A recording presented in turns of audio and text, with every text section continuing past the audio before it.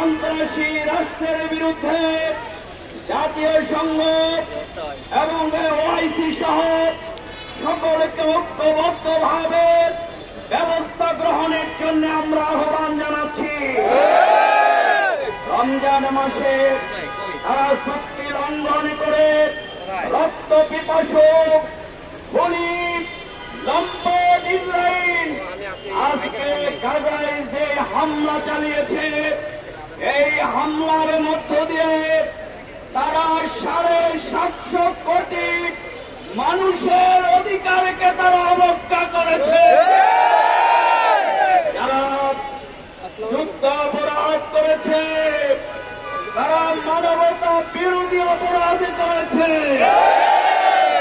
তাই আমরা বাংলাদেশ সরকারকে বলব, অবিলম্বে এর প্রতিবাদ করতে হবে। তাদের সাথে কোন চুক্তি লেনদেন কিছু করা যাবে না। We strongly protest and condemn genocide in Gaza. We strongly condemn and protest and humanity work in Gaza and Palestine. We are going to call international community action against Israel and Israel is a terrorist country. সুতরাং আমরা বিশ্বাস করে গোটা বিশ্বব্যাপী ফেরাউনের নমরুদ সাদ্দাত মুসলমানদের বিরুদ্ধে অবস্থান নিয়েছিল, কিন্তু চূড়ান্ত বিজয় কিন্তু মুসলমানদের হয়েছে। তাই এই রমজানে ঐতিহাসিক বদরের যুদ্ধে মুসলমানরা যেমনি বিজয় হয়েছিল, কম সংখ্যক মুসলমান ইমানদার আল্লাহর উপরে তাওয়াক্কুল করে আগামী দিনে মুসলমানরাই বিজয় লাভ করবে।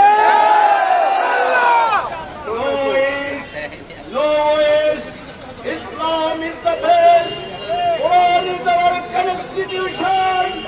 Muhammad is our leader. Jihad is our way. Jannah is our final destination. আমরা বাংলাদেশ বিগত 15 বছর এখানে কিন্তু খুনির ফ্যাসিস্ট শেখ হাসিনা ইসরায়েল থেকে অস্ত্র এনে বাংলাদেশ জামাত ইসলামী ইসলামী ছাত্র শিবির বিরোধী দলের উপরে নির্যাতন চালিয়েছে। তাই সরকারকে সকল চুক্তি তাদের সাথে বাতিল করতে হবে।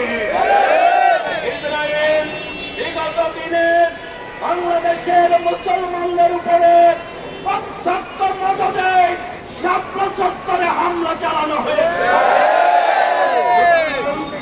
আলেম-ওলামাদের রক্ত আর ছাত্র সমাজের জীবনের মাধ্যমে we want justice. ইন্নাল্লাহা ইয়ামুরু বিল আদলি ওয়াল ইহসান। সেই ইনসাফ ভিত্তিক সমাজ কায়েমের জন্যই বদরের চেতনা নিয়ে ফিলিস্তিনের মুসলমানদের শাহাদাতের তামান্না নিয়ে বাংলার জমিনে আপনারা কি প্রস্তুত আছেন?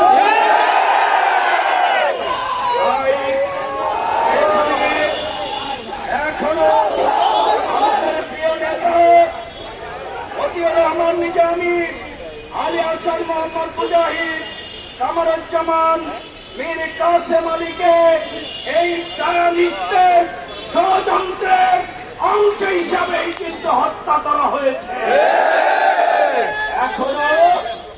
এখনো খুনি ফ্যাসিস্ট শেখ হাসিনা পালিয়েছে, বিচারক পালিয়েছে, মিথ্যা মামলা দেওয়ার লোকেরা পালিয়েছে, কিন্তু জামাত নেতা এটিএম আজহারুল ইসলাম এখনো কারাগারে কেন?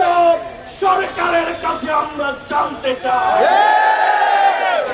ঈদের আগেই এটিএম আজহারুল ইসলাম সহ সকল আলেম ওলামা কারাবন্দীদেরকে মুক্তি দিতে হবে।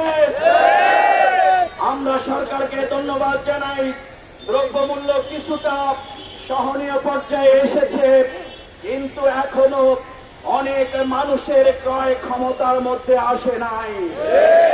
এখনো আইন শৃঙ্খলা পরিস্থিতি স্বাভাবিক হয় নাই।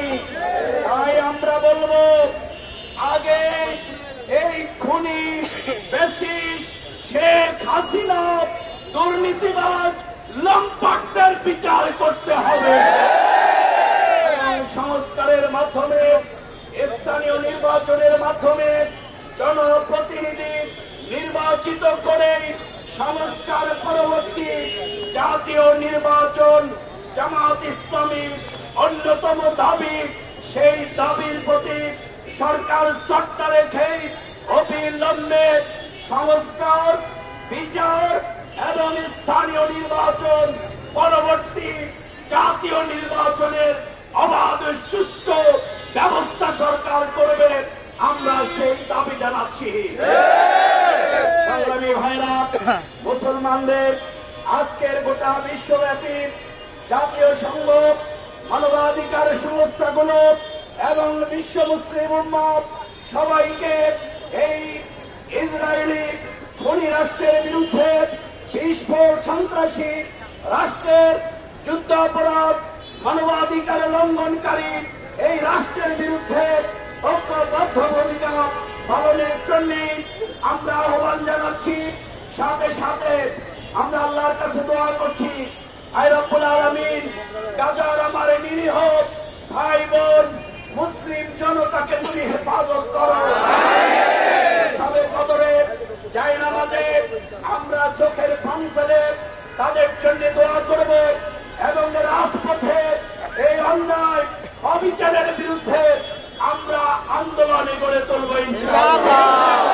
আসুন আজকের এই বিক্ষোভ পূর্বক সমাবেশে আমরা আমাদের শ্রদ্ধেয় আমির জামাত ডাক্তার শফিকুর রহমান আজকে এই অন্যায়ের বিরুদ্ধে যে ডাক দিয়েছেন, আমাদের মহানগরীর সংগ্রামী আমির জননেতা জনাব সেলিম উদ্দিনের নেতৃত্বে অতীতে যেমনি জুলুম, নির্যাতন, অবিচারের বিরুদ্ধে আমরা এই রাজপথে ছিলাম, 5ই আগস্ট আমরা শাহাদাতের নজরানা পেশ করেছিলাম, কিন্তু আমরা রাজপথ ছাড়ি না। এই আন্দোলনের মাস্টার মাইন্ড হচ্ছেন স্বয়ং আরশের মালিক আল্লাহ তাআলা। এখন যারা এই আন্দোলনকে